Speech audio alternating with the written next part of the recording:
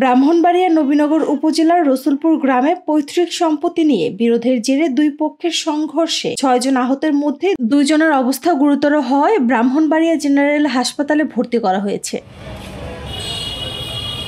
গেল বৃহস্পতিবার বিরোধপূর্ণ ২৫ শতক জমিতে ঘর নির্মাণকে কেন্দ্র করে আওয়াল মিয়া ও এলেস মিয়ার পরিবারের মধ্যে সংঘর্ষ হয়। অভিযোগ, এলেস মিয়ার নেতৃত্বে হামলায় আওয়াল মিয়ার পরিবারের ২ জন গুরুতর আহত হন। আওয়াল মিয়ার দাবি, জমি তাদের হলেও এলেস মিয়া দখল করে রেখেছে। তবে এলেস মিয়ার দাবি, আপিল না করায় তিনি ঘর নির্মাণ শুরু করেছিলেন। এলাকাবাসীর মতে চাচাতো ভাই এই দুই পরিবারের পৈতৃক সম্পত্তি নিয়ে বিরোধ চলছে প্রায় ৫০ বছর।